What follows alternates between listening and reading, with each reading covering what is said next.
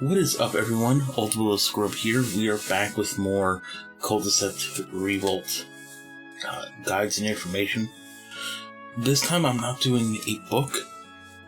I am going over what I call the essential card list. It is a list of 36 cards that you can use in just about every single book. Now, you don't have to use these in all of them, but these cards are very helpful. Some you might not use in all of them, but you could basically use every single book, or every single card in every single book. Some of them you want to use, some of them you have to use. So I made this guide when somebody was asking, what are some good cards? Like, what cards can they put in their book that doesn't take away from the book? Kind of like the same thing with Evo Dragons, which I should showcase one day, but what can you add to your book that'll never decrease it? That's ultimately what you want. And let's go into it, shall we?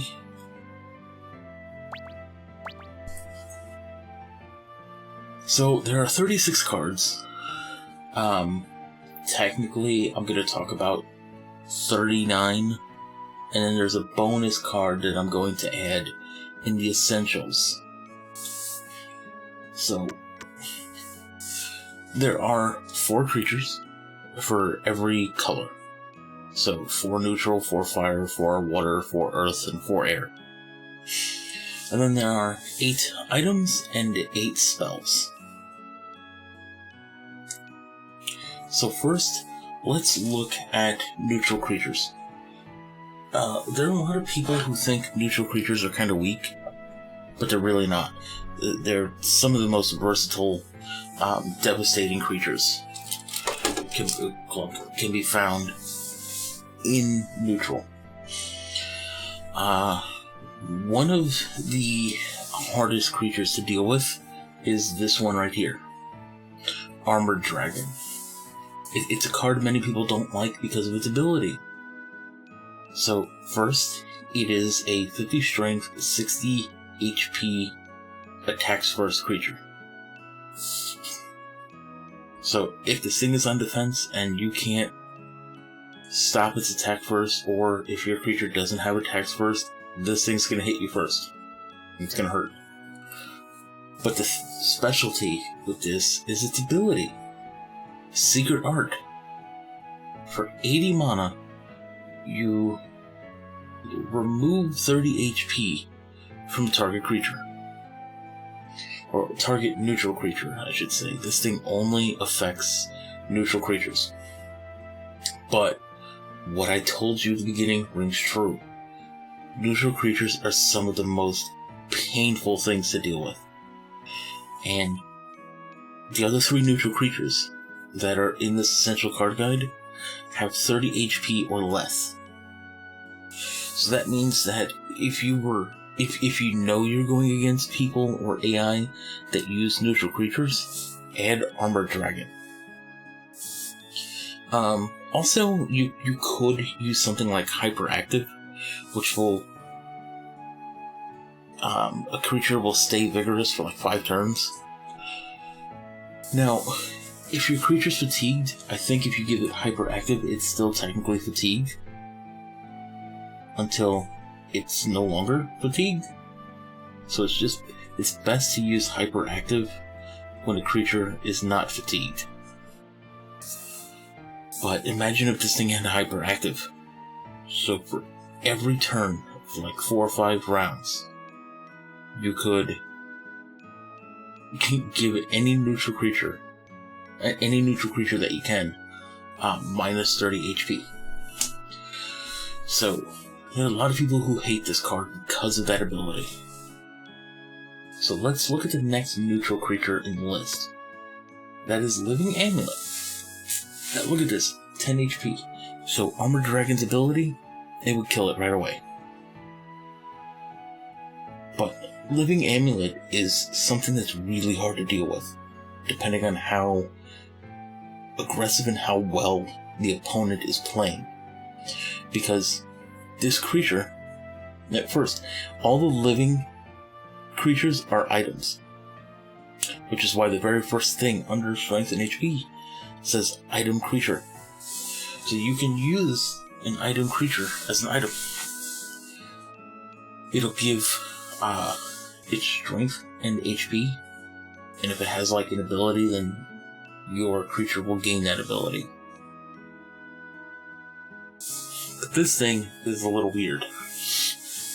This thing has a lot of misdirection.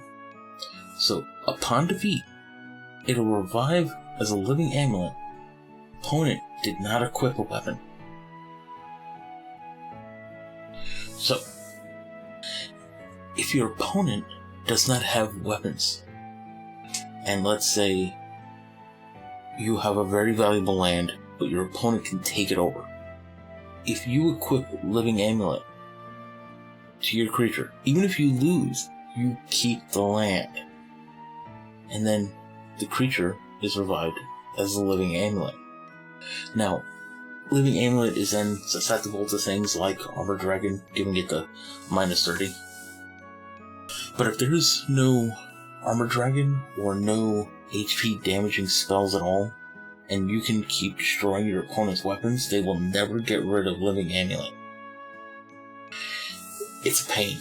It really is. So that's why if you're ever against a neutral book, or you know AI or people are using neutral creatures that could be quite devastating, always, always, always pack Armor Dragon. The next item creature is Living Glove. Living Glove has one downside, and it's in its ability. So in battle, strength and HP equal number of creatures in play with a different element from this creature, times 5. The downside is it's equal, not plus.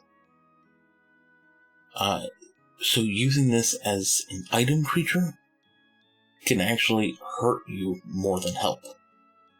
For instance, if you use this on a water creature, that means any creature that's not water, Living Glove will turn your creature into, like, let's say you had 10 water creatures and 3 fire creatures in play. That would be 13. But because you put it on a water creature, it's only going to be 3 times 5. So that's 15 HP and strength. It hurts because it's not plus. But Living Glove on its own is one of the most devastating cards that you can use for neutral. Because, think about it, as long as it's not neutral, you're gaining plus 5 strength and HP for each creature. So, if there are 10 creatures in play that do not share an element with Living Glove, so 10 earth or 10 air, Living Glove will become a 50-50. This thing is quite devastating. I use it in multiple books. Living Glove is actually stronger in 4-player matches. It's strong in 2-player, but it's really strong in 3 to 4. Because, people are going to be using more than neutral, especially AI. AI like to get rid of neutral creatures sometimes. Even if their neutral creature would be better than an elemental creature, if they can get that plus 10 boost, they'll get rid of it.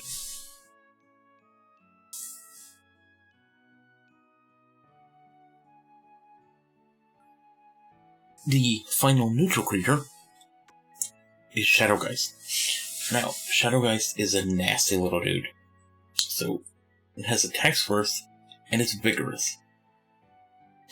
So you can move this thing around as many times as you want, attacking things left and right until obviously your creature's destroyed. But it's going to be hard.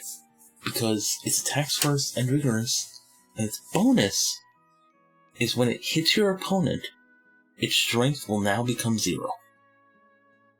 Now, again, like I mentioned in my Ant transfer book, which I actually made a better version of a land transfer book. I'm gonna run that Wednesday probably, but if you hit an opponent and you reduce their strength, but they still had an item, the item will give them strength. So bear that in mind. If their opponent has a 30 strength item and you can't protect Shadowgeist's health, you're dead. If you can't destroy the creature, that is. Shadowgeist goes great with Lunatic Hair, which means when Lunatic Hair at the end of battle, HP and strength are swapped. So you hit the opponent with Shadowgeist, you relief it or swap it out with Lunatic Hair, your next hit will basically kill the creature. It's a great combo. It's a great combo. It used to, I think it was better in Culdcept Saga because it had a spell that would do the same thing as Lunatic Hair. It would swap values. Man, if that thing was in Revolt, everybody would be using Shadowgeist. Everybody.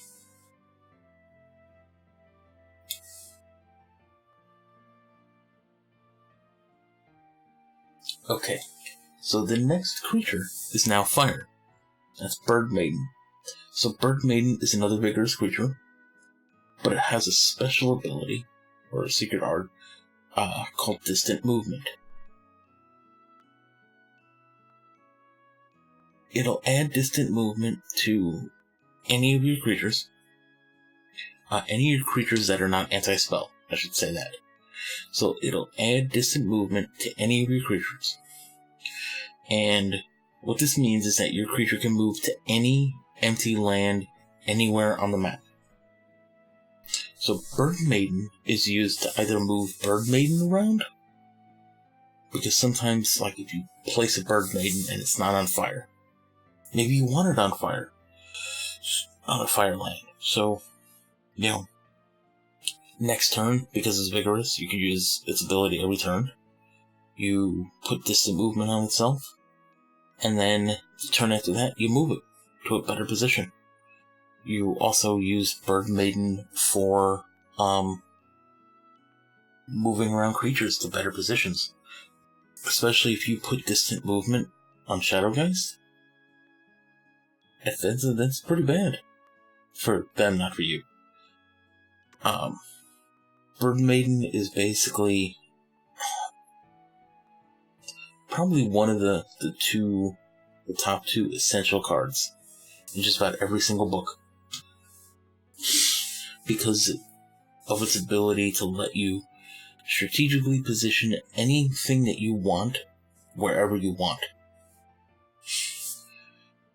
The next fire creature is useful for when the game screws you over, and that is Doom Devourer.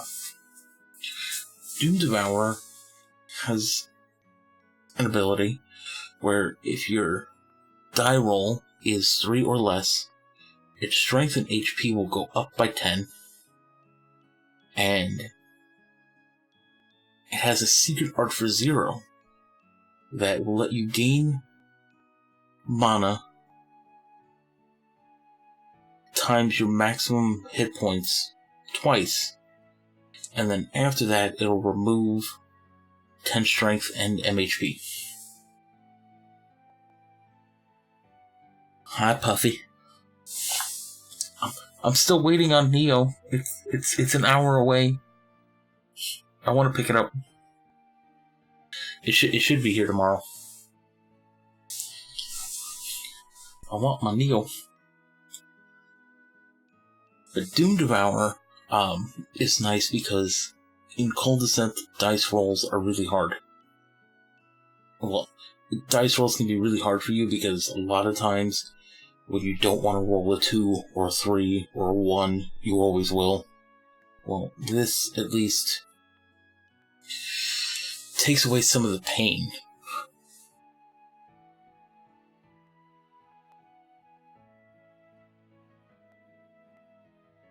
Well, technically, the dice roll goes 1 through, I think, 12 on certain maps. Well, there's 2 dice, really, so, I mean, not certain maps, every map.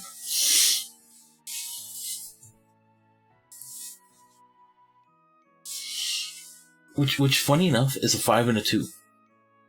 Because there is no 6 on a dice.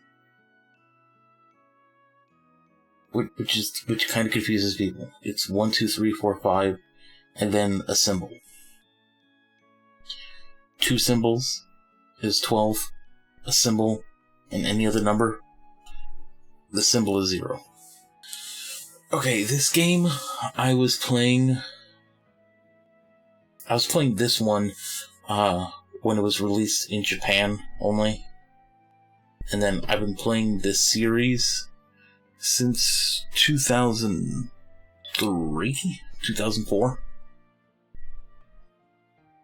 I know a little bit about this game.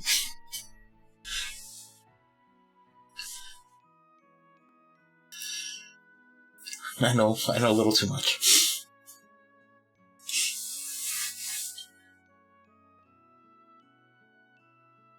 This game it's Magic the Gathering meets Monopoly. It's basically, or technically Fortune Street if you play the game.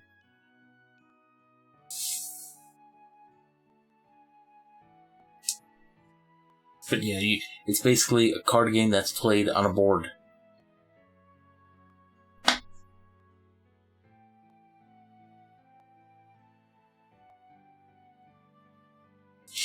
But yeah, Doom Devourer is nice in general, because first, you can just move this thing around. I mean, you can get this thing up to 90 HP and strength, and just start wreaking havoc over everything. The next creature that you can use in just about every book, you might not want to, but you can, is Pyroculus. Now, this creature has a really great ability. It has a synthesis ability. Synthesis, so that I can't speak today. Synthesis is an ability that if you discard a certain type of card, it'll give you an extra ability. So, Pyroculus has a cost of 30, plus a little white rectangle. That means you have to discard a card to use it. If you discard a spell card, it'll turn into Hellpyron. Which, let's pull that up. Hellpyron. First, it gives a boost of strength, plus 10, to any fire and earth creature. Then it has a secret art ability. For 30 mana, you gain number of creatures destroyed times 30. So, if 10 creatures were destroyed by the time you use that, you gain 300 mana.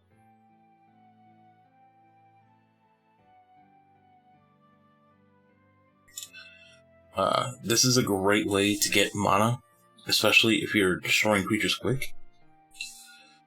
Now, sometimes you don't always want to use Hellpyron, but it can be useful. It's just, in my opinion, it's way better going this route, because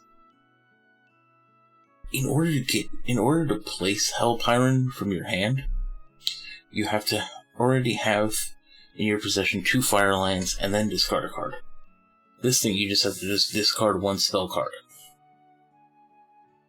It's a lot faster. The last fire creature is Tiamat. Tiamat is one of only 2 lords that are, in my opinion, useful, because it's one of the only two that have critical hits. So, all the lords, I think they're all dragon lords, they attack first. They all have 60 strength and 60 HP. Tiamat will critical hit any water or air creature. So that is 1.5 times damage. So 60 base strength, no other item, you'll hit a creature for 90. And then upon battle victory, it'll change the land to a fire land. So if you have Tiamat and you attack an opponent's level 4 water creature and you destroy it, you'll now have a level 4 fire land. The AI kinda would hate seeing that. It's also really useful against people. Especially if you're going against water and air books. It's pretty bad. Especially seeing as how you have to understand, once you add an item, you do a lot more damage. Even the basic boomerang, which does an extra 20 strength, will turn your base hit to 80, which turns your critical hit to 120.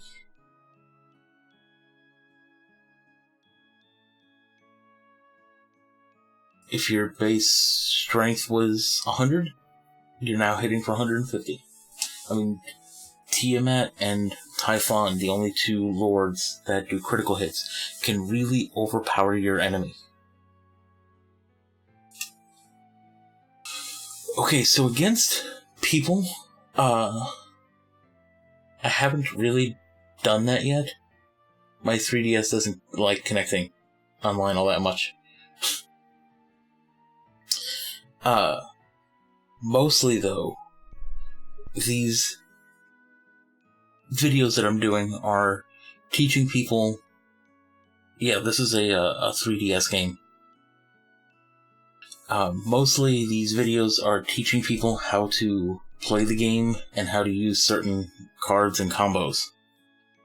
Especially seeing as how Wednesday I'll be showcasing a book that I created in the game that kind of broke the game. It's in my opinion way too powerful. Using it against the AI, it's bad. You get bored.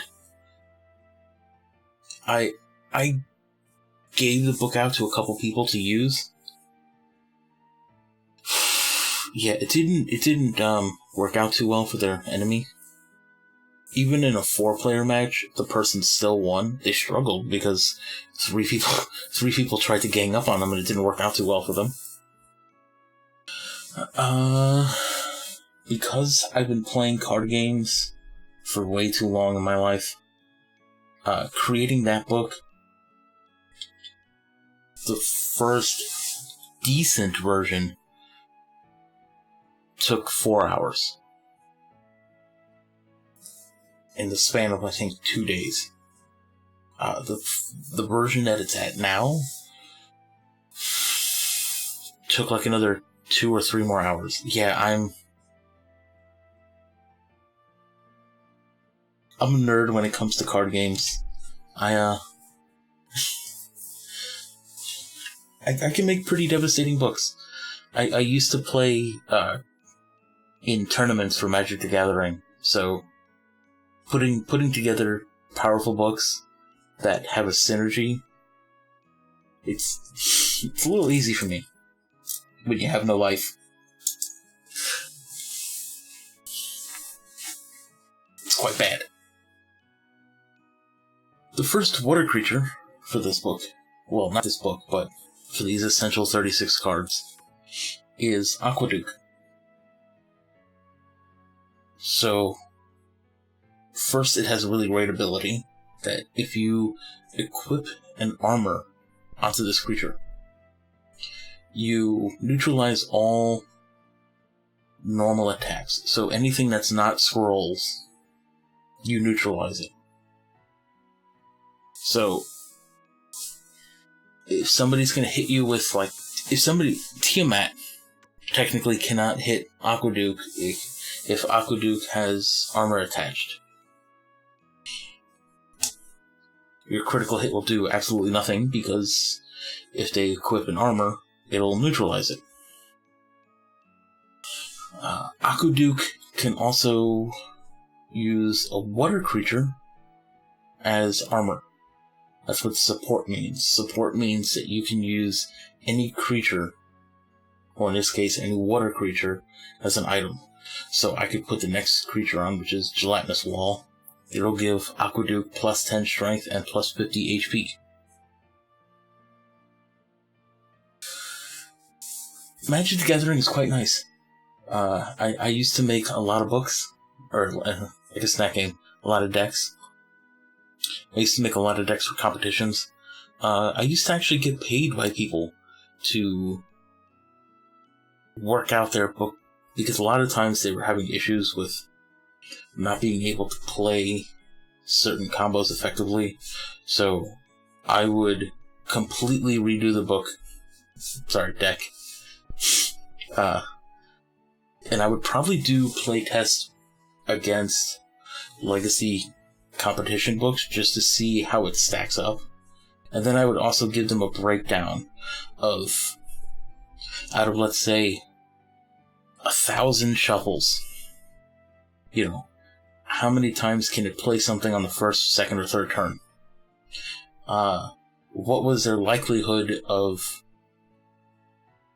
being in the lead, or at least slowing the opponent down, or winning in those first few hands? I used to spend a lot of time.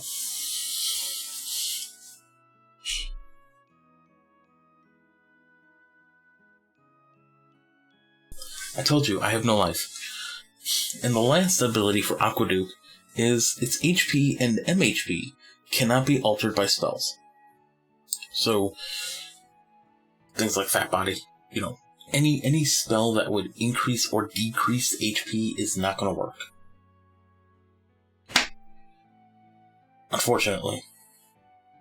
But then again, I think global spells kind of can, because they're not actively attaching. I don't remember. It's been a while.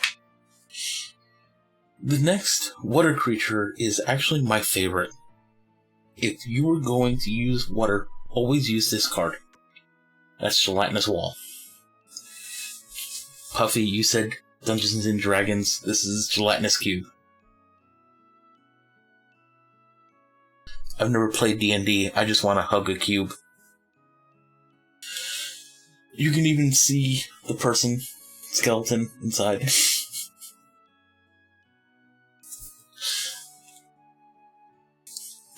That would be my issue, because I've never played Dungeons and Dragons. I would be the idiot that would go, let me hug it. The Dungeon Master would be like, wait, you want to hug it? Yeah, I want to hug it. Let me roll for hugs. Gelatinous Wall is the best wall in the game. Period.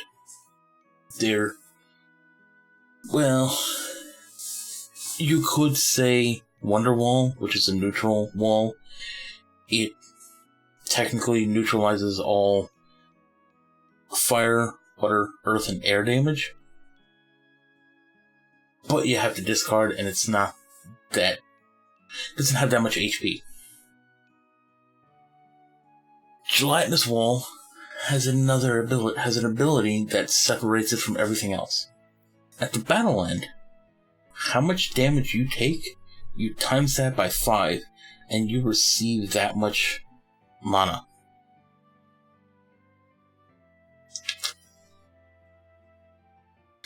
Gelatinous Wall can make you a lot of money real quick in this game. If somebody hits you for 50 damage, and you were able to, increase your HP and survive, that's 250 mana in one shot.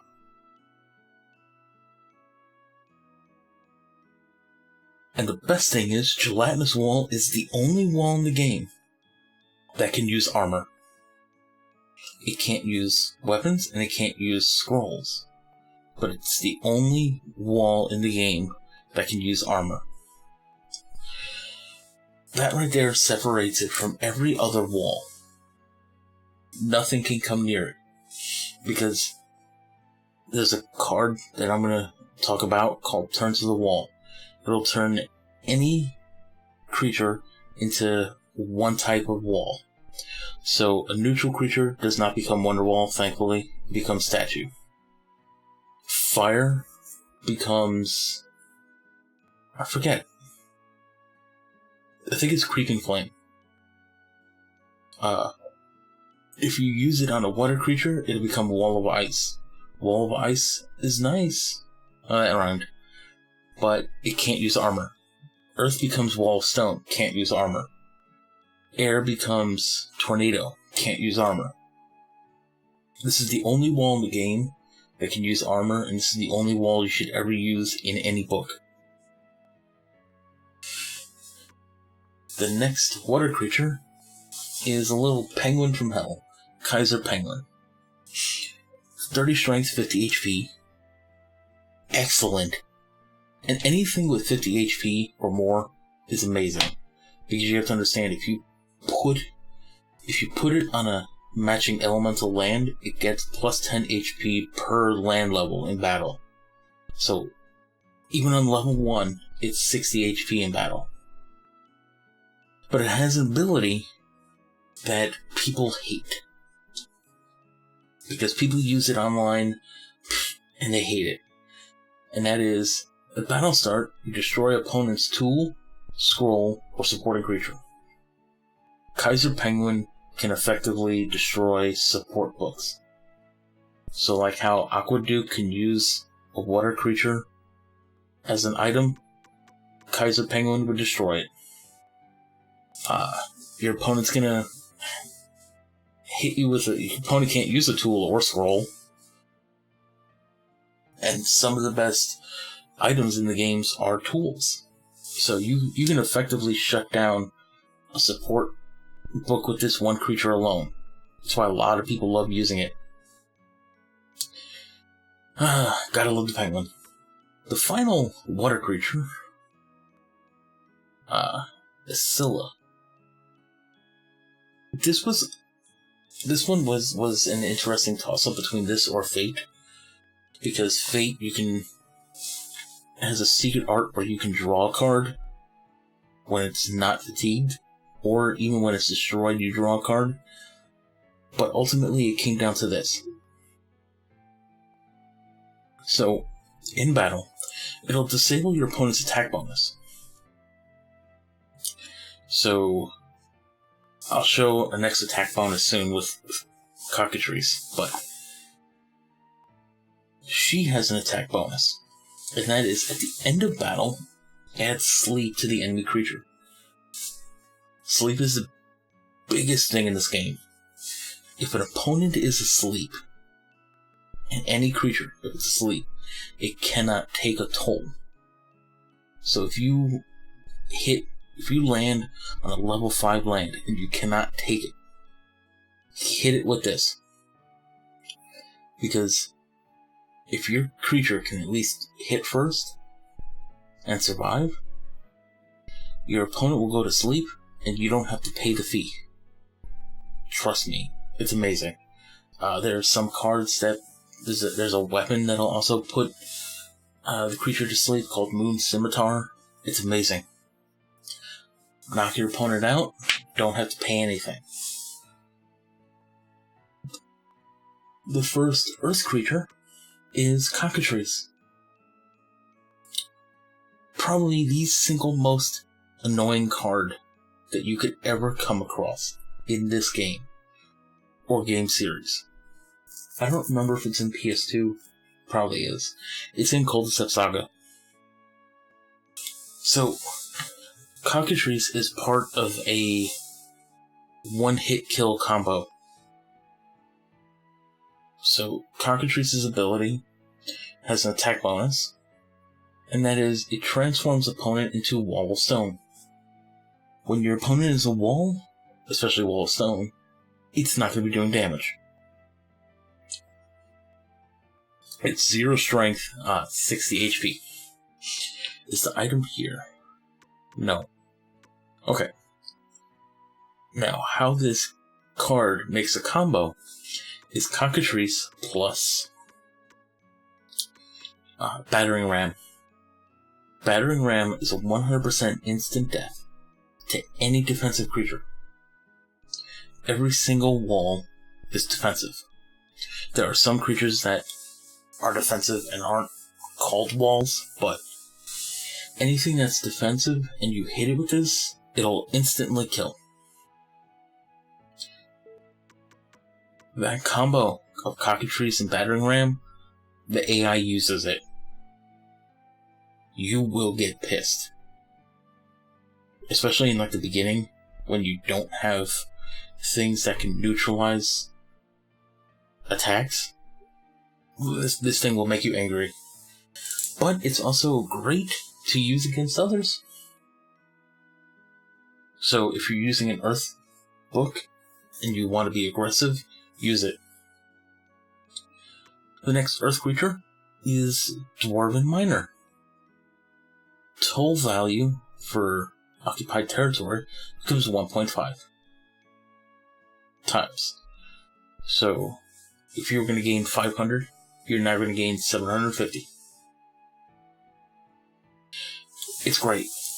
It's great. Especially when you add greed, which increases toll values even more on top. It's very powerful, and you can really quickly rack up a lot of mana from this. Then it also has a secret art. So for 0 mana, you gain number of laps times 30. So if you took 10 laps, used its ability, now you're going to get 300 mana. And it doesn't reset the lap number. I don't think any of them do. So that means next turn, or next full lap, when the creature's not fatigued, you'll get 330 mana. This thing makes you a lot of mana really quickly. The next creature is a great creature, but it has a translation error. So it's Great Tusker. It's 60 strength, 50 HP. Now you can't just use it. You have to have an Earth territory. That's what G80 and then the little Earth symbol. You have to have the territory. But it neutralizes attacks first creatures. Notice it just says attacks first. That's wrong. They screwed your translation up. There are some items that give creatures attacks first. It will not neutralize that. But if your opponent just has attacks first creature, this thing will neutralize it. And there's also a combo with this card. Now, I'm going to showcase a normal rarity book. That's what the N is on the right, on the top right, where it says Great Tusker in the blue, and all the way on the right says N. There's a special item that everybody used. Every single person who's played Culdcept Revolt has probably used it starting off, because it's super easy to get and it's super powerful. And that is Sword of Pluck.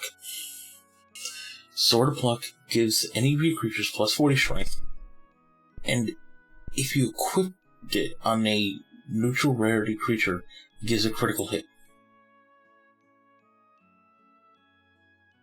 It's a powerful combo, especially when you put that on Great Tusker, which has 60 strength. That means you're hitting for 150 with that combo. Most creatures that people will use are neutral. I mean, none of these like earlier ones will be neutral, but things like Great Tusker, I don't think anything else in this, not this group, but a lot of creatures, a lot of great creatures like Centaur. Centaur is 30 strength, 30 HP creature. So it'll do 70 plus critical, which is 105. And then Centaur, at the end of battle, will shuffle any item you used back into the book. So, Great Tusker, Sword of Pluck, or just Sword of Pluck in any neutral, centric book, yeah, your opponent's gonna have a hard time. The last Earth creature is rather weird, because it really does do what it says. So, it's Land Urchin, which is weird,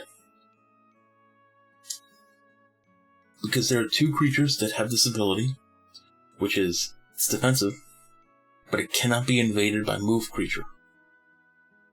What that means is that if your opponent has a creature next to you, it cannot move that creature onto it. Your opponent cannot use any ability that would otherwise move a creature onto it. And that's what's amazing, because I think that happened in Culdcept Saga, but you can use a card. Like, you can use a spell that'll move a creature to another space to attack. You just couldn't use the move territory ability. This one, you can't do anything. You have to land right on it and attack it. You can't try any fancy shenanigans with this one. But the thing that's weird is Land Urchin. Okay, Land Urchin. It's an Earth. Okay. The other creature that has the ability... Where did you go? Is Gluey Slug. Can anybody tell me why a slug is a water creature and an urchin is an earth creature? I don't understand it. Alright, Puffy. Go get some sleep. These are just short streams anyway. Especially this one. I'm just going over some cards, just so I can have the video guide. But hey, I enjoyed your Neo stream. Hopefully there'll be more. I gotta work on cleaning the PS4 tomorrow, and then play Neo someday tomorrow as well. So until then, take care. But yeah, Gluey Slug is weird, but it's the other creature to Land Urchin. It cannot be invaded by move creature as well. It's just weird how a slug is water, and then the urchin, even though it's called Land Urchin, the urchin is earth.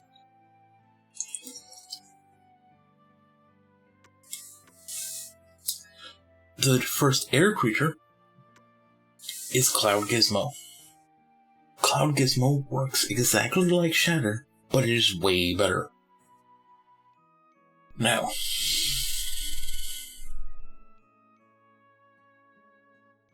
Cloud Gizmo has a secret art for 20. You can choose any card from any scepter's hand and destroy it. Then that scepter can draw a new card. What would you use this for? I would use this for myself if I have 3 Land Urchins and it's defensive so it can't attack and there's no available space. Well, I might destroy a Land Urchin to try to get a different card. What if I have 4 Angry Masks, but I'm not really needing it? Maybe I have my Mad Harlequin out and enough items to save me, or my creatures are too powerful in general. I might destroy the Angry Mask to see what else I might get. But mostly, you use Cloud Gizmo to destroy the cards your opponent has. For instance, if your opponent has, let's say, an armor that, if your opponent used that armor, you couldn't beat its creatures. Destroy the armor. Hopefully the card that it draws, it won't be good. Even if it is good, as long as it's not that card. Okay? Now, you can do this with Shatter, but Shatter only destroys items. I don't think it destroys spells. I think it only destroys items. I haven't used Shatter in, a year? Maybe? But not only is this better than Shatter in that regard, that it can destroy any card, it can destroy a creature. If your opponent has a Tiamat in their hand, now they don't. You can also use Cloud Gizmo multiple times if you land on a gate. Because you have to understand, if your creature is fatigued, you can't use its ability. But if you land on a gate or make a full lap around the map, your creatures are no longer fatigued. So you can use their ability. So that means that if I land on a gate, the next turn, I can use Cloud Gizmo to destroy land.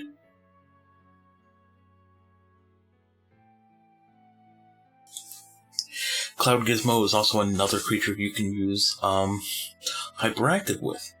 So then for like 5 turns, you can use Cloud Gizmo all the time. Well, at least once per turn. Okay, it doesn't have great HP, but its ability is what clearly makes this one of the best air creatures in the game. If not, one of the best creatures, and probably top 3 creatures you should have in every book. If you wanted 3 creatures you should have in every book, they are as follows. Bird Maiden. And, well, I guess I should say 4 creatures. Bird Maiden, Living Glove, if you're not really using neutral creatures all that much. Cloud Gizmo. And then the final card that you have, in my opinion, you have to use this next card in any book that has creatures. Which is like most of them, or all of them. It's Mad Harlequin. So, it does have a downside. You can't place this on Earth. I can't tell you how many times I get screwed by the dice, and I land on Earth, and the only creature I can put down is Harlequin, but I can't put it down because it can't go on Earth. It's annoying. But let's look at the positives. First things first, it's vigorous. This means that every single turn you can move it. Every single turn you can change its territory. Either element or land level. Or if you gave it something like Sigil Afloat, which will give target scepter a die roll of 5, you can use that every turn. Not only is it vigorous, but it has the single most important boost in the game. See, previous Culdcept games had a territory boost. Well, I forget what it was called, but it was basically like an ally boost. If you had a land, like let's say you were going to attack a territory. If you owned the adjacent territory, you got plus 10 strength. If there were 3 lands in a row and you attacked the middle one, and you owned the ones on the outside, your creature got plus 20 strength. They took that main ability, because it was in all of the games, they took that away, and they put a better version into Mad Harlequin. So instead of having plus 10 strength, you now get plus 20 strength and HP per territory that you own that's adjacent to the battle. So, using the previous example, if you were attacking the middle territory, and you own the territory on the left and the territory on the right, your creature will now gain plus 40 strength and HP.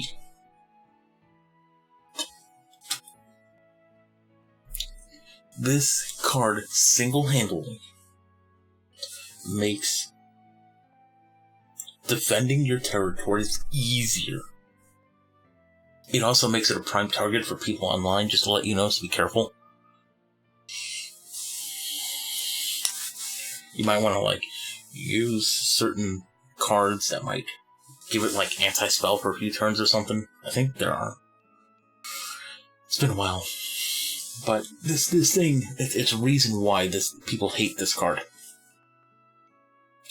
Because that means that in a battle, Cloud Gizmo, if Mad Harlequin is out, and you have it, and you own any territory next to it,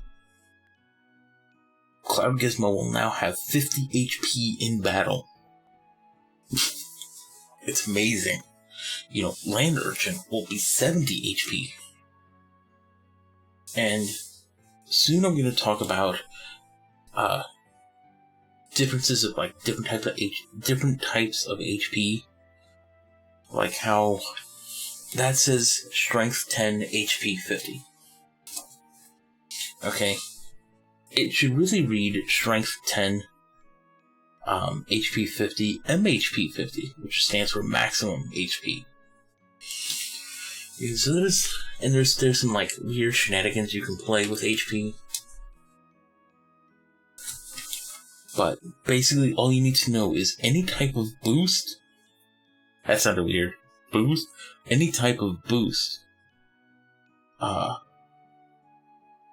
It's exactly like if you used an armor.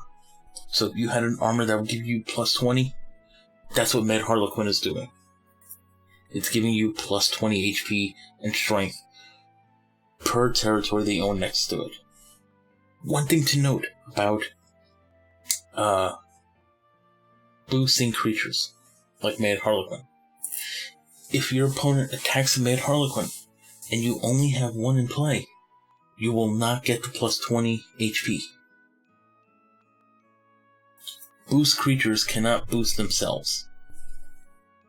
They're basically kind of like an isolated instance. So if you wanted Mad Harlequin to get a plus 20 boost, you have to have more than one in play. But that's not a Mad Harlequin thing, that's an everything thing. Any creature that you have that has boost, you need more than one so it can get the boost. It's just how it is. But it's really not that hard. You can get down another Mad Harlequin. You can use Shapeshifter to turn into Mad Harlequin. So there's many things you can do with Harlequin. Mad Harlequin is also, in my opinion, the number one card you should use in every single book, no matter what. I don't care. It's woo! But Mad Harlequin should be used in every single book. I don't care. I don't care if you're going only for all fire creatures, all earth creatures. Always put Mad Harlequin in.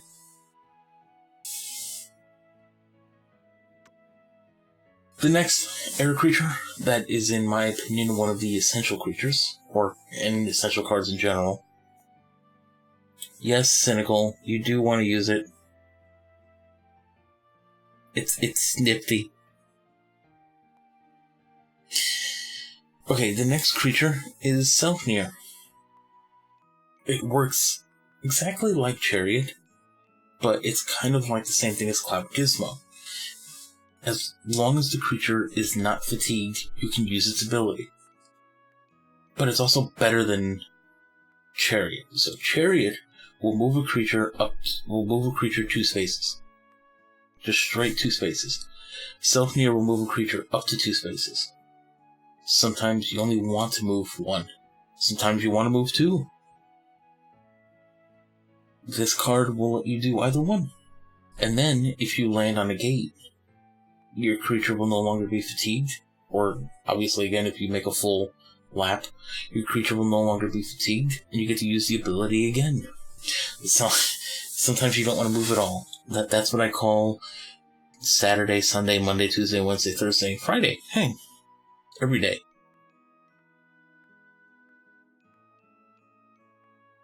Every day that ends in the letter Y. But Selfnir is another one. You could use it with Chariot, but I've basically replaced Chariot. I don't use Chariot anymore. especially if I'm already using multiple air creatures. I don't care about Chariot. Just put Self-Near in there. I'm good to go. And the last, Chariot is life, but Self-Near is just so much better now. Oh, what? From the Saga days, yes. From the Saga days, definitely.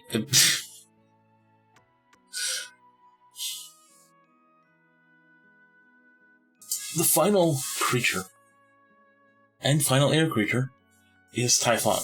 It's exactly like Tiamat. It's one of the only 2 lords that critical hit. This one critical hits fire and earth creatures. And then upon victory, same as Tiamat, but this time, this one changes it to an air territory.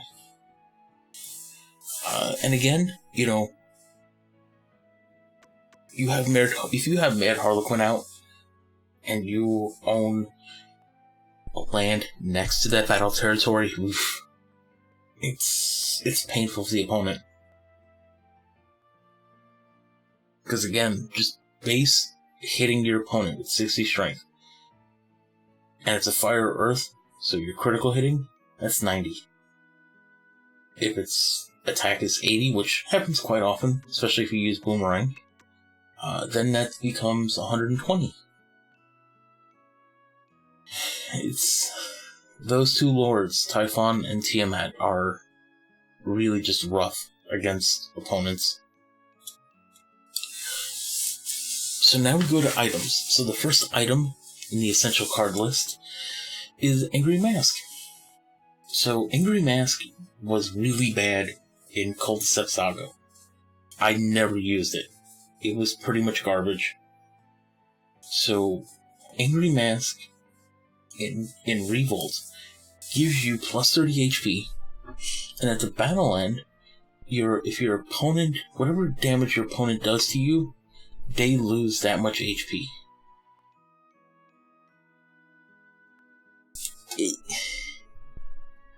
It did work well with certain things, but for the most part, it is... I wish it had the plus 30 in Saga.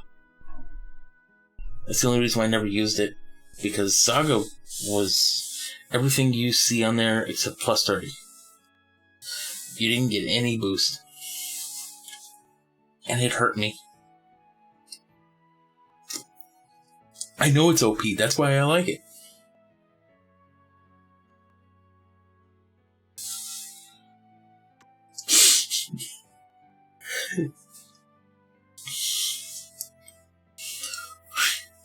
But yeah, I mean, this card alone, and it could help you really good. If your opponent does, let's say, 50 damage, you have Angry Mask, and you survived, your opponent's going to lose 50 HP.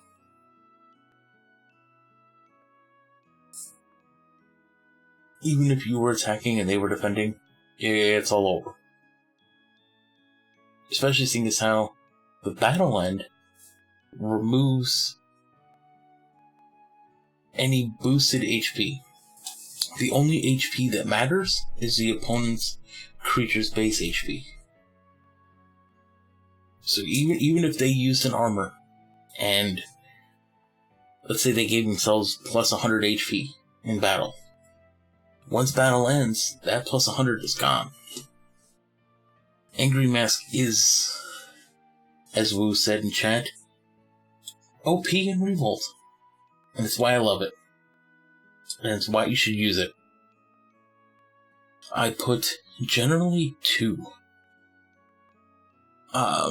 Especially seeing it's like the books that I use, I'm very strict with items. They need to be a certain way. But, you know, some people like Andy Man will, I think, have 4 in his books. They are very good. And especially, with certain creatures. Gas Cloud, for instance. I love Gas Cloud. Gas Cloud cannot use armor, but it can use tools. Which is what this is. That's what a little ring with the gemstone on it looks like. It means it's a tool. Angry Mask is great for anything that can't use armor but can use tools.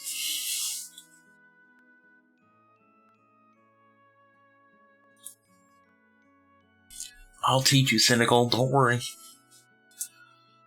The next item in my essentials is Boomerang, which would surprise people probably. But not to me. So, it gives your creature plus 20 strength, plus 10 HP. And at the battle end, it recycles back to your hand. I use Boomerang with the Dragon Lords. So I'll hit you with Tiamat or Typhon, and then it's gonna hit you for 80, hopefully plus critical, and then Boomerang comes back. It's great. I love it. But what I love even more is this next card, Burning Heart, which might look familiar to some people who have seen some of my emotes. But my emotes are not loading. Damn it. My emotes do not want to load.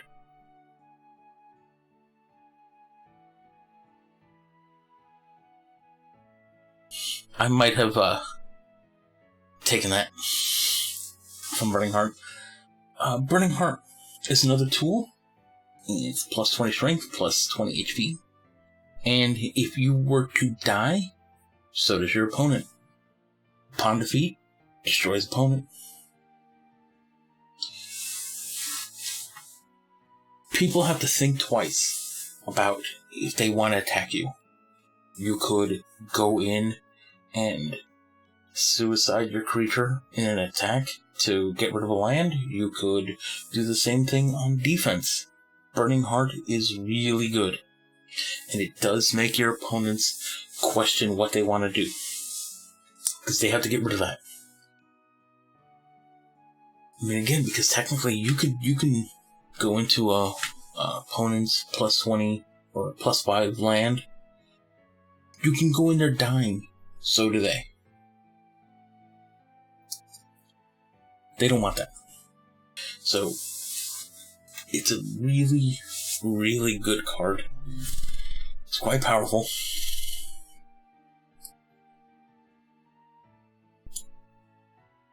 And you know what too is, you can also use cards as misdirections. So let's say you don't want to use Burning Heart. Your opponent might not know that. Let's say you have Burning Heart and the next card will show, or second next card, Mirror Same. Let's say you want the sword, but you don't want Burning Heart. Your opponent might be more inclined to get rid of Burning Heart. So you can use cards as misdirections like that. The next item card on the list is Eternal Mail. Gives your creature plus 40 HP, and at end of battle, unlike Boomerang, which goes back to your hand, this goes back to the book. Which is good, because you still have it, but unfortunately not in your hand. And plus 40 is pretty strong. Well, plus 40 HP is good. Plus 40 HP and it going back into your book makes it even better. This is a really good armor to use. The next item is a weapon, and that is Mirror Same. It's plus 20 strength, and it disables opponents' neutralizations. Well, it says neutralize. I'm stupid. And reflects. Didn't I have one? Yes, this Aqueduct. If you equip it with an armor, it will neutralize all normal attacks. If you hit it with a Mirror Same, it ignores the neutralize. I use Mirror Same and the next card in my Ultra Aggressive book. For that very reason. And it's really great. Mirror Same is nice, especially like if they're using Reflect. Like Spike Shield. It ain't gonna reflect. It's just gonna go right through. Same thing with Cast Cloud, which neutralizes half automatically. It's not gonna happen. The next card that I use for almost the same effect is Napalm Arrow.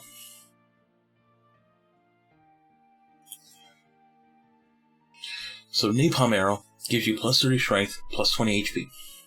Now, if your opponent takes no damage, so if your opponent neutralizes your attack, your opponent's going to be pretty messed up. Because at the end of battle, if your opponent took no damage, its maximum HP goes down by 40. A lot of creatures have only 40 maximum HP. Now, I mean, a lot of creatures, Mad Harlequin, 40 HP. Selfnir, 40. Cockatrice, 40. 40. That's 30. That's 40. Gelatinous Wall will survive. Bird Maiden, gone. Shadowgeist, gone. A lot of creatures will get killed by that one card. Now, why do I use Mirror Same and Napalm Arrow? There's a card coming up. It's the last card on this row. Yep, and that card is kind of why I do it. But it's also nice to have two different things that effectively do the same thing. I'm just weird like that. The next item on the list is Reactive Armor. So, at the start of battle, you destroy your opponent's weapon. So, if your opponent was going to use a weapon, now your opponent can't, and you gain plus 30 HP. Great for defense. Clunk. It's not that great HP-wise going up, but it's really great, because think about it this way. What if your opponent had Napalm Arrow? I mean, it really wouldn't matter, but I mean, if your creature had a way to neutralize, well, especially like Aqueduct, right? Aqueduct, if you equip armor, you'd neutralize. Well, if you neutralize, Napalm Arrow is going to do 40 damage. Which would set you up for, like, Magic Bolt to finish you off. Or, you could use Reactive Armor, which will destroy the weapon. It's great. It's a really good, plus any kind of weapon in general. It's just gone. What if your opponent was going to use Sword of Pluck? Sword of Pluck, which is plus 40 strength, and then if it's neutral, it's a critical hit. Or not neutral, if it's normal. If it's normal rarity, it's a critical hit. Well, not anymore. You'll destroy it. So, Reactive Armor is another one of those cards that'll make people think twice about what they want to do. It gives pretty decent armor, but its really great ability shines with destroying weapons. The final item on the list is Spectre's Robe. So Spectre is a creature that I think normal has like a base HP of 30, but then in battle, its strength and HP will randomly change from 10 to 70. Spectre's Robe gives your creature plus XX strength plus XX HP from anywhere from 10 to 70. Now, there is an average and I want to say it's like 40, but I don't remember. But this card alone has saved me multiple times. Think about it. Let's say you only need 20 HP. Yeah, you might not get it, but you might get it, and then some. Same with strength. I cannot tell you how many times Spectre's Robe has saved me. Especially seeing as how if you're a creature cannot use an item or a weapon. Spectre's Robe gives you strength and HP. So it's essentially having a weapon in an armor. And the strength value is a different random from the HP value. Oops. So you could see, plus 10 strength, but you might see plus 40 HP, or maybe you'll see plus 50 strength and plus 40 HP, whatever. It's a really great armor, and it's something you should use in basically every book. The first spell is Chariot. We basically already talked about Chariot. It's the same thing as Self-Mirror, only not as good. Pre-Culdceptcentral Revolt, you use this in every book. Well, any book that had creatures. So Chariot, and the ability is only a little bit more for Self-Mirror, it's 10 more. Versus Chariot, move your target creature 2 spaces, and then Chariot recycles the book. So it never fully goes away. It's great. And I think Saga was double cast, right? I don't remember. So Culdcept Saga, for those of you who don't know, had an ability called double cast. So some cards, if they had double cast, meant that you can play another spell after that. So if a card had double cast like Fat Body, let's say you had 3 Fat Bodies, you could play 3 Fat Bodies in a row on the same turn. Because of double cast. It was a great ability. I wish it was still in, but it was kind of broken. It'd be really bad here. The next spell is Metamorphosis. This is what I was talking about, having Mirror Same and Napalm Arrow. And this also confuses people. It says a cost of 80, and then you discard a card, but then you select a card. It confuses people. If you ever see G, any number, like 80, and then that little white symbol means you have to discard a card. Then the ability will trigger. So, don't get worried into thinking you're destroying your own item, you're not. But, you select an item card or spell card from a target enemy scepter's hand, and you change all copies of the selected card in all scepter's hands and books to Holy Word 6.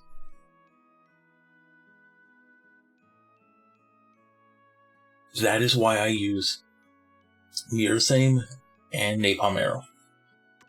If someone gets rid of Mirror Same, I still have Napalm Arrow. If they get rid of Napalm Arrow, I still have Mirror Same. If they get rid of both, oops. Can't worry about that. Que sera, sera. But this is great. Please use this on stuff that you don't want to see and you don't have in your book. Like, don't use that on Spectre's Robe when you're using it, because it gets rid of all. But this card, it can hurt your opponent. I mean, you can destroy all shatters. So if you don't use shatter, there you go. It's a great card. The next card on the list is actually a 3-for-1. Well, no, 2-for-1. It's Philosophy. If you use creatures with Synthesis ability, which is a really stupid name for an ability that doesn't mean what it should mean, it's weird. Basically, there are creatures that have a Synthesis ability, but how it works shouldn't be called it. Basically, if you have a creature in play, like if you play a creature down, and it might have a synthesis of Earth. So if there are Earth creatures already in play, even if you don't own it, it'll have another ability. It should really only work for, like, the creatures you put down, not for everybody, but... But philosophy says that if you have a creature with synthesis ability in your hand, you draw 3 cards. Otherwise, you draw 2. If you don't use synthesis, only use Wind of Hope. It costs, I think, 10 less.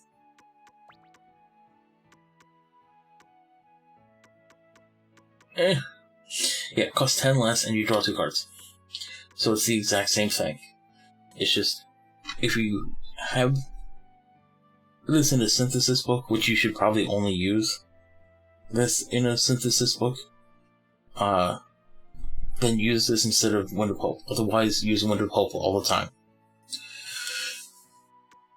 The next card is Poison Mind. You view the top 6 cards in target enemy scepter's book and destroy one. And then you get to draw a card. So, you get to draw a card and destroy one of theirs. And you get to choose which one. There's a card that lets you pick a card of your own. Let's go pull that up real quick. That's Foresight. Instead of destroying a card, you look at the top 6 cards in your book and select one. Poison Mind is great. Poison Mind, you can destroy stuff in advance before they even get it. The next card in this list is Relief. Relief is something that should be used in basically any book. It exchanges 2 creatures that you own in your territories with each other. And then this recycles back to book. This is paramount in any book. You need this card. Why is that? Let's say you put Land Urchin in Airland and Cloud Gizmo in an Earthland. You can swap those 2 together. You can swap those 2 around. You can put Land Urchin where Gizmo was and Gizmo where Land Urchin was. This allows you to further manipulate the board and place creatures where you need them to be. Secondly, any creature that's moved or swapped, like with Relief, will shake off enchantments. So if your opponent put a nasty enchantment on your creature, like Senility, or Poison, or paralyzation, like if they paralyzed you, any enchantment you don't want on your creature, if you move it, either by the move territory, if you move it with Chariot or Selknir, or if you just straight up swap it out with another creature that's already in play that you own, you will shake off enchantments. That is why you need this. You know, things like Senility can kill you instantly. You don't want that. You want to get rid of it. So, Relief should always be used. The next spell on this list is really great for 2 reasons. First, this card costs 80, and you get to take your book and revert it to the state it was when the game began. This does not mean that the first card you draw is technically the first card you drew in the game. It should have been worded better, but what it does is any card that was ever destroyed or replaced with Metamorphosis will be put back in the book. So basically, if you started, so the books are 50 cards. Let's say you've gone through 20. And they destroy and they changed one of your good cards into Holy Word 6. If you use Revival, you will get all of them back into the book. It reverts any change from Metamorphosis, and it puts everything that was destroyed back. Or anything that's in play. So if you have only 2 Typhons in your book, and they're both in play, now they're both back in the book. Because you've reverted the book back to its original 50 cards. That's why Revival is nice. Okay, so you can put anything that's been destroyed or in play, your book will have back. They'll still be in play, but you'll have them back. Anything that was changed with Metamorphosis will be back. Next card is Shatter. We talked about that in regards to Cloud Gizmo. Cloud Gizmo's secret art is 20. Shatter is 30. So Cloud Gizmo is actually cheaper. And you can only destroy item or spell.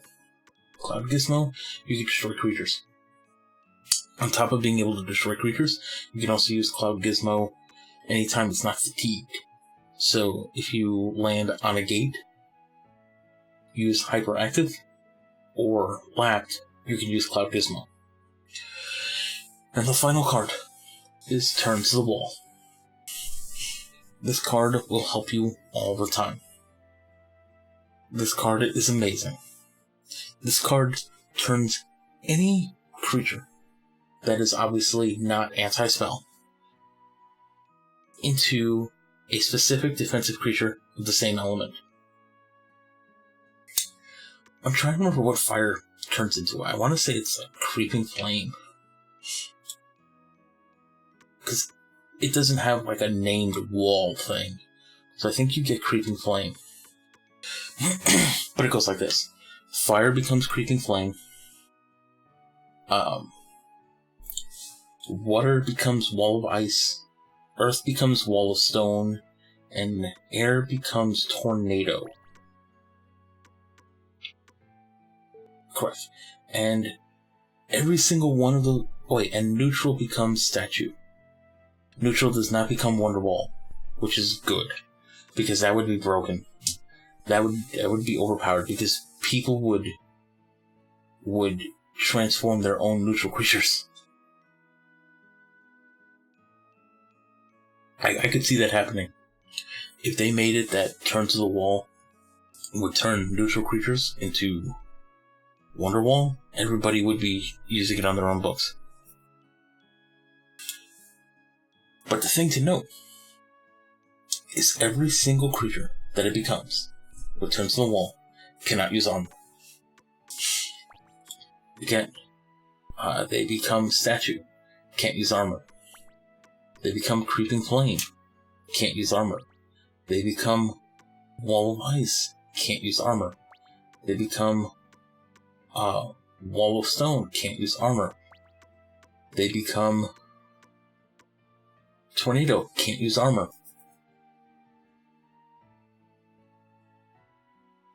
Now, Tornado does have attacks first. It'll gain plus 20 strength and can use weapons, so be careful with that. But otherwise, Tornado can be scary. If you have attack first, then it's a joke, but it can be scary. But Turn to the Wall hurts your opponent so much. Because, let's say your opponent has a Tiamat in play. Well, you can turn that into Creeping Flame. Aqueduct can become Wall of Ice. Even Gelatinous Wall, which is already a wall, will become Wall of Ice.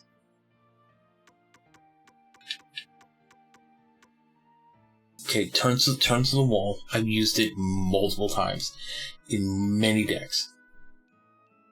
It is... yeah, Hefna. She likes it. That's why they have Shatter. Hopefully you have Shatter. Just keep destroying it. It's the only thing you want to destroy. But Turn to the Wall is a card that can be used in just about any book. And it will help you out tremendously. Your opponent has Mad Harlequin, now it's a Tornado. Your opponent has Land Urchin, now it's a Wall of Stone. your opponent has a Shadowgeist, now it's a statue. By Armor Dragon, I mean, Wallus Turns to the Wall is amazing. Now, I put in the description, or in the title of the stream, bonus card. Let's look at that. There's one card that I would say, if you were going to use a book with more than 20 creatures, or have a lot of creatures that have requirements, you want this card. And you want 3 to 4 in your book. That's Sense of Wild. Sense of Wild is an expensive draw. 80 mana. If you draw the card, it is an item or spell. It goes in your hand. But if Sense of Wild draws a creature, it puts it into play. I cannot tell you how many times I have used Sense of Wild on the first turn, and it put down a Tiamat, or a Typhon, or a Mad Harlequin, or any other creature that's in my hand, or in the deck. Sense of Wild is something that I love, and I basically use it in every book now. It is quite literally very powerful, and almost essential in most books. In my ultra aggressive book, I always have Sense of Wild. There's 4 in that book. There's one book that I don't use it as much. There's 3 in it. It is amazing. And those are the 36 plus 1 essential cards that can be used in just about every single book. You do not have to use these cards. You don't have to use all of them. But if you wanted to know my top 5 cards, they are as follows. Bird Maiden, Cloud Gizmo, Mad Harlequin, Angry Mask, and Spectre's Robe. Those are my top 5 cards. I would use those in any book.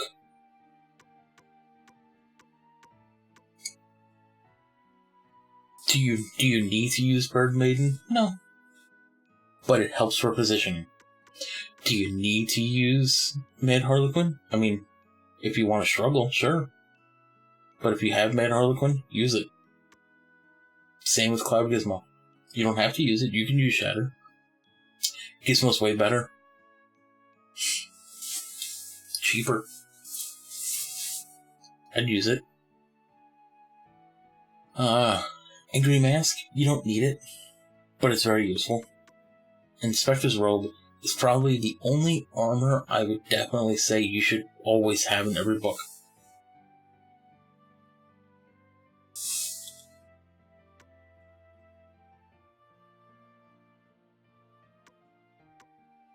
Now, if your book does not contain many neutral creatures, and or you're playing more than 2 people, use Living Glove.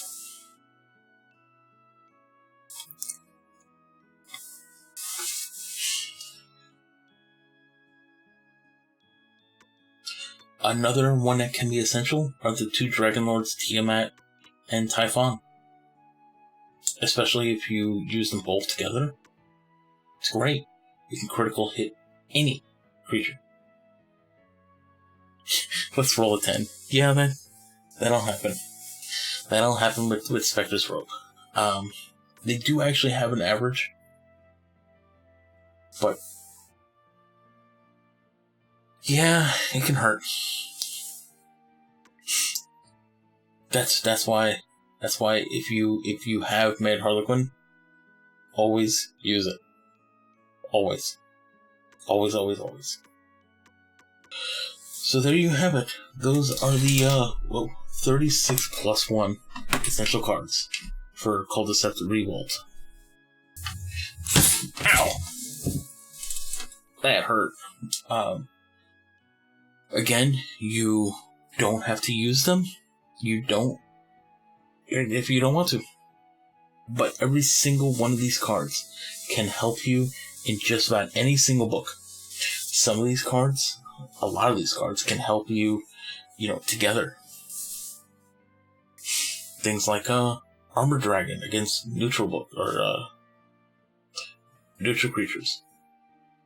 Bird Maiden for moving things around. Mad Harlequin for the plus 20 boost for adjacent territories. You can even make a pretty good cohesive book with all of these cards. You could put in, maybe have 2 Armor Dragons, 2 gloves. It'll help.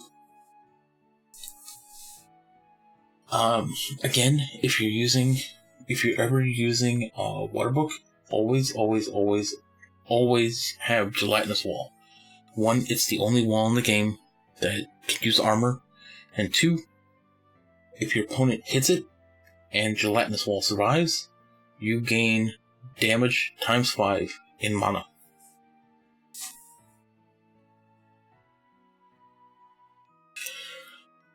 So if an opponent hits you 50, and let's say you used an armor or something to survive, you just gain 250 mana from 1 attack.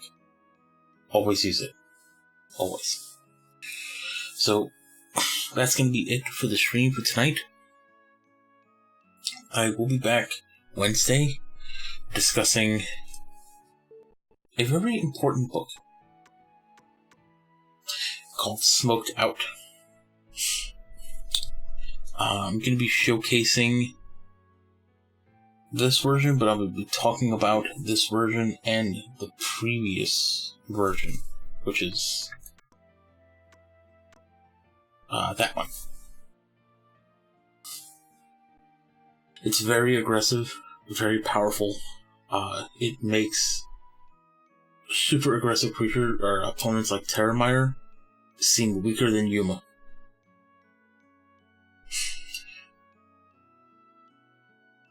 Hypno will have a hard time with this. You can give her turns of the wall. I'll gladly take the walls. I'll be fine.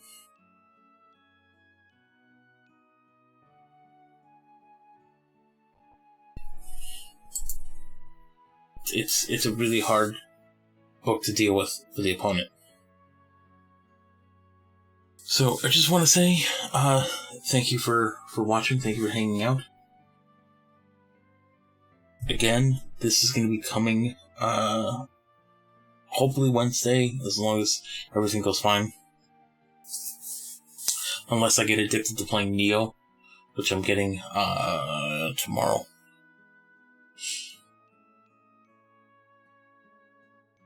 So, if everything goes according to plan, every Monday, Wednesday, Friday, I'll be showcasing Culdceptcentral books, and or might be doing some